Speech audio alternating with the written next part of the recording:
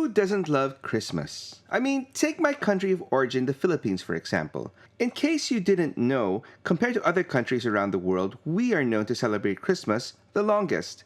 As soon as September rolls along, the first Burr month of the year, Christmas carols start playing in the malls, and the celebration keeps on going well past December, all the way up to mid-January.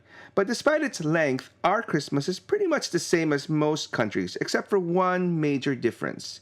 And that would be that despite constantly dreaming of it, our Christmases have never been white.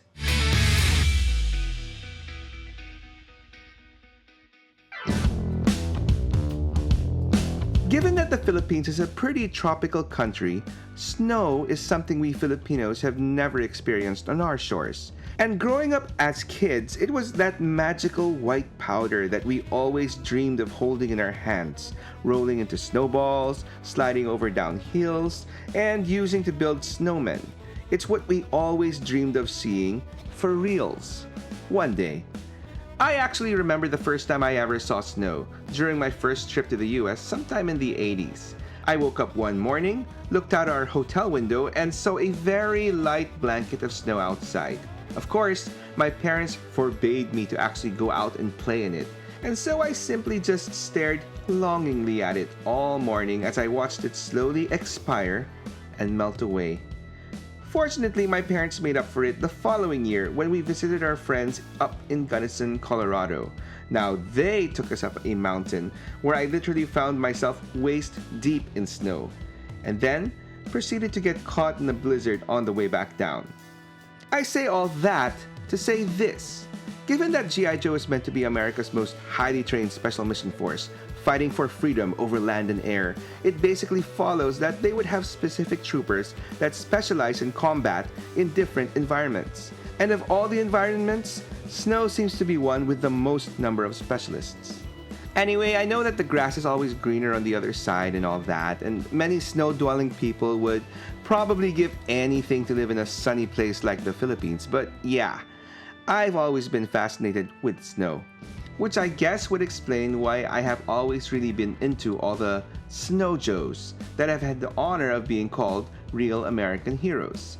And so with that in mind, in case you know nothing snow, I'd like to go over them. All of them. This really won't be too much of a deep dive, although of course there's more to say about some over others, especially when we get to the early 90s. But before we get started, I just wanted to give a couple ground rules. Barring any notable exceptions, I will only be covering Joes, no Cobras, that were made to specifically operate in snow or cold environments. So no winter gear Dukes or Snake Eyes here. And I will also be focusing on the Joes that were created between the years 1982 to 1994, which was the span of the original Real American Hero toy line. And snow, with all that established, let's get started with the OG Arctic Trooper, released in 1983, Snow Job. And before your collective minds fall into the gutter, let's get one thing settled. Harlan W. Moore's codename is not a reference to some kinky sexual act or the fact that his job is done in the snow. In slang terms, a snow job is defined as a deception or concealment of one's real motives in an attempt to flatter or persuade, which leads into the primary personality of Snow Job, who is best described by fellow Joe Rock and Roll as a con artist, pure and simple. And Rock and Roll would definitely know, as in Snow Job's debut issue in the comics, the Arctic Trooper tries to sell the idea of asking Gung Ho's commercial model sister out on a date to the machine gunner. As a joke, as he leaves out one crucial detail, being Gung Ho's sister is actually 9 years old. Anyway, as per his original file card, Snow Job was a major Olympic biathlon contender, a winter sport that combines cross-country skiing and rifle shooting. And he initially enlisted in the Army to avail of the special training and support privileges that the Army gives to Olympic champions. Given his biathlon background, it's no surprise that the original Snow Job figure came with skis and a rifle, specifically the fictitious XMLR-3A laser rifle, which in turn sort of became the default weapon of the Joes in the cartoons. But back to Snow Job. Aside from being known as a con man, he is also best known for being a very proficient sniper. And this was highlighted in later figures, specifically the very excellent Pursuit of Cobra version in 2010, which was a more modern take of the Arctic Trooper, focusing on his marksman specialty, as he now came with a rather huge sniper rifle, along with his signature skis, radio, stove, cooking pan, water can, ice pick, and tent roll, which could all surprisingly be stored in his rather sizable backpack. The classified snow job released in 2023 was a more back-to-basics version with a few little additions, like a pair of snowshoes and his now signature sniper rifle. Anyway, while I really wouldn't consider Snow Job to be a major Joe character, he was always there to do his job whenever needed, especially in the cartoons when he led back-to-back Arctic missions to mine some radioactive crystals to fuel the Joe's mass device, and then later to play an impromptu game of laser hockey at the roof of the world in an attempt to recover the laser core of Destro's Weather Dominator. Snow Job also played a bit role in the 1987 movie where he was part of a Joe team that unfortunately was the first to come face to face with the new enemy, Cobra Law, and got their asses beat. At least Snow Job had the right sense to utilize a Havoc against the new enemies. Unfortunately for him, he and the Havoc were no match for the massive Nemesis Enforcer. Hey, at least Snow Job avoided getting gutted by the dude's huge elbow blades that he used to rip open the Havoc cockpit from below to get to poor Snow Job. And speaking of the cartoons, while Snow Job is generally portrayed as a rather upbeat and lighthearted fellow, a more serious and dour Snow Job made a guest appearance in the 2010 series G.I. Joe Renegades. To the writer's credit, even if it was only a single appearance, they managed to give a quick backstory to Snow Job and an explanation for his rather contrasting personality shift. As the story goes, he went on an unauthorized skiing adventure with fellow unit member Frostbite, wherein they unfortunately caused an avalanche that, well, only Snow Job presumably survived from, leaving him with a massive case of survivor's guilt, causing him to leave the army and lead a life of seclusion.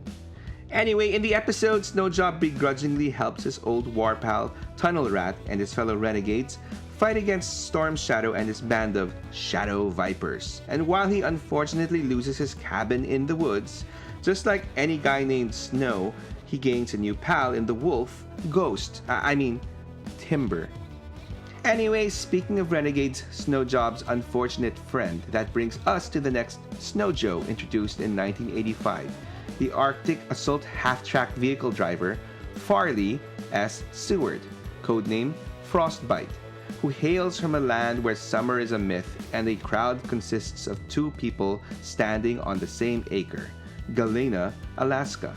To be honest though, as par for the course for most vehicle drivers of the day, there wasn't too much to write home about the original Frostbite figure, aside from the fact that he came with a cool gun, an M16 fit with a huge scope.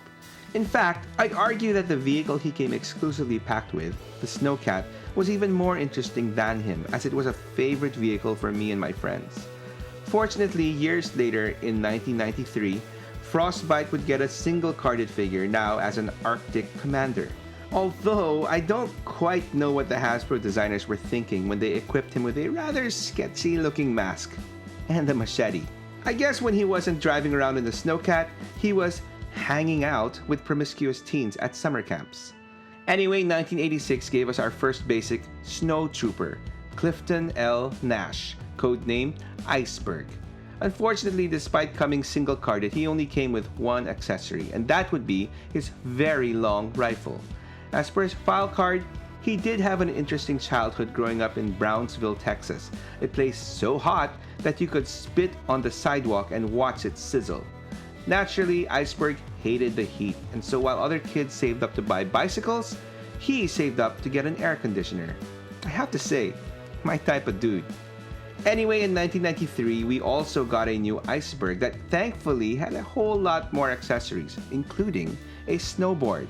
And while we never got an updated 25th anniversary Iceberg, we did get an official G.I. Joe Collectors Club membership exclusive figure in 2013 that was, well, meh. As excited as I was to be getting an updated Iceberg, this one pretty much missed the mark. So much so that, exclusive or not, I felt the need to extremely customize mine to make him closer to the original. What do you think?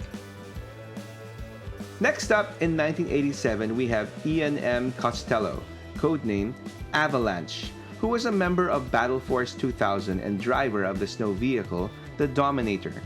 Canonically, there really isn't much to say about this guy. While cool on paper, the final execution of Battle Force 2000 pretty much flopped with the fans, and so Avalanche and most of his futuristic force were quickly killed off in the comics by being blown to bits while attempting to cross an oil field in the Middle East. Fortunately, despite his premature death in the comics, Avalanche's figure lived on in my collection as one half of my made-up Professional Wrestling League's tag team champions, the Bot Busters. I mean, I had this guy swanton bombing off the top rope of my imaginary ring well before the Hardy Boys were a thing. And speaking of a thing, did you know that it's a thing to help your favorite YouTube channels by liking, leaving a comment, sharing with a friend, or giving them a sub? Yup. Turns out those really simple actions go a long way in helping channels like mine grow and reach even more peeps. So if you're enjoying this video or any others from my channel, I do hope you'll indulge me a little and help me out any way you can. And as always, whatever you choose to do will be greatly appreciated. Thank you. The next year gave us probably my favorite Snow Joe in Gregory M. Natal, the Arctic attack soldier Blizzard. 1988 was the last year I actively collected Joes, and of the many cool ones released that year, Blizzard was one of the best, in my opinion, for one simple reason: his accessories. First was his unique helmet, which admittedly looked rather oversized in execution, but still was unique and made him look almost like a bird of prey, with his nose guard looking a little like a little beak. And second were his skis that could be used the traditional way or be combined with his backpack to form a portable battle sled. And he also had ice shoes, so awesome. As per his file card, Blizzard headed an experimental security team based at Thule, Greenland, for an entire winter. Their objective was to determine what kind of training and conditioning worked best to prepare men for combat in Arctic conditions. They found out that training and conditioning had little effect. Only the hardest and meanest men made it through the course, and Blizzard was the hardest and meanest of the bunch. In other words, I guess you could say that Blizzard was kind of an a-hole. A loner who doesn't quite enjoy the company of others, hence his preference of working in such an isolated environment like the Arctic. But hey, at least he's good at what he does. Going back to his file card, the Arctic is totally unforgiving. You make one little mistake and you've had it. The cold makes you scared, and fear leads to anger. Anger leads to hate. Hate leads to suffering. Oh wait, sorry, wrong speech. The cold makes you tired, and being tired makes you careless, and being careless makes you a statistic. Blizzard doesn't make mistakes and doesn't get careless. He wants to make the other guy the statistic. Oh, and he definitely doesn't spill when you hold him upside down. Just kidding. 1989 gave us two more Snow Joes. First up, the Tundra Ranger, Stalker. Yeah, I know I said no winter versions of regular Joes, but come on, this isn't just dressing up a dude in a spiffy new winter coat. This is an awesome update, with an entire machine gun mounted kayak to boot. Talk about value for money. I mean, if this figure was released as a new unique character, it would still be awesome. But I guess Hasbro saw it as killing two birds with one stone, making a cool new figure and bringing back an OG character. Anyway, the next one was the less awesome driver of the Arctic Blast Tundra Assault Sled, Jim Steele, aka Windchill, an avid ski-mobiler and hunter who, just like Snowjob, was also a biathlon enthusiast, who might have qualified for the American team had it not been ironically for the social butterfly, Blizzard, who sold him on joining the military by selling him on the appeal of driving fast, heavily armed snow vehicles and getting paid to do so. And I guess he must have been pretty good at what he did, as 2 years later, he was promoted to driving a significantly much larger vehicle, the Blockbuster. 1990 gave us two more, the single-carded Sub-Zero, and the Arctic tank hovercraft driver Cold Front.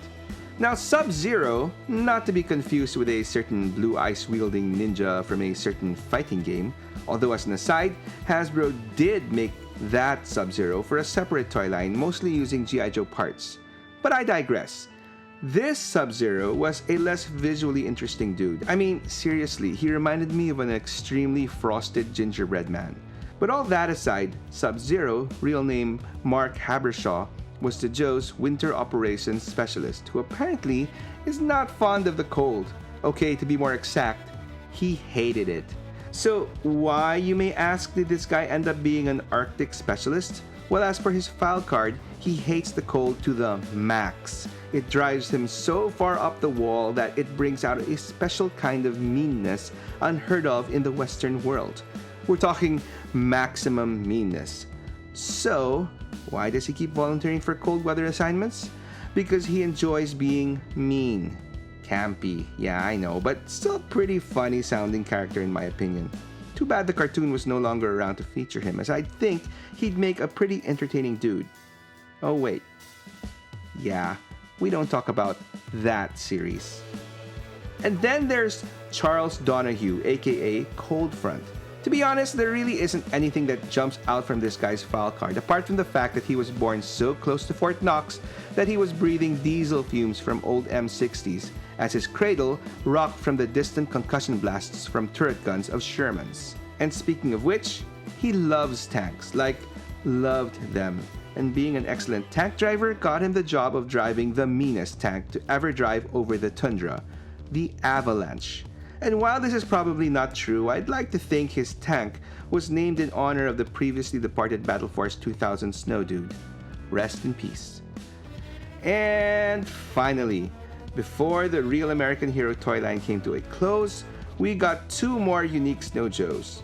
First, the high-tech Snow Trooper, Snowstorm. And on the polar, opposite end, we have the Snow Ninja, Bushido. Now, Snowstorm, real name Guillermo Suarez, was supposed to be part of the Eco Warriors sub-team, which would probably explain his uber tacky bright orange secondary color. I mean, if you want to stand out in the snow, be our guest. To be fair though, fellow Snow Joes Frostbite and Blizzard have been known to rock the equally tacky tiger stripes every now and then. So what do I know? Apparently, I still know nothing. Snow. But in any case, Snowstorm's stint as an eco-warrior was never meant to be, and when that fell through, he was quickly transferred over to the Battle Corps with a thankfully more wintry deco. I'm guessing the high-tech in his name alludes to the special thermal suit he wears, which allows him to be effective in cold environments. I mean, the guy's from Havana, Cuba, and not a big fan of the cold. He just did his frigid assignments so well that his status as a Snow Joe was turned into a permanent position. As he states, if I wasn't so good with my job, maybe I'd get an assignment somewhere south of the equator. So yeah, modesty is nowhere to be found on his file card. And finally, I give you Lloyd S. Goldfine, codenamed Bushido, the Snow Ninja, because why not? And predictably, of course, part of the Ninja Force sub-team. Anyway, as stated on his file card, unlike his fellow Ninja Force dudes, Bushido likes to practice his martial arts skills outdoors in freezing temperatures to heighten his sense of awareness and discipline. He's known to be cool and calculating, which I guess is expected from a snow ninja. And he has a great respect for tradition, which would most likely explain why he wears an ancient samurai helmet into battle, as well as a pair of high-top sneakers. Hey, a ninja's gotta sneak around, am I right? And speaking of sneaking around, did you know that Cobra had their own rather sneaky saboteur, who apparently turned out to be a ninja too? The fiery, faceless master himself, Firefly. If you want to know more about this rather sneaky but explosive dude, I've got his story over here. Or if you want other G.I. Joe stories, you can check out this playlist over here. Either way, thanks for watching, and I hope you come back for more.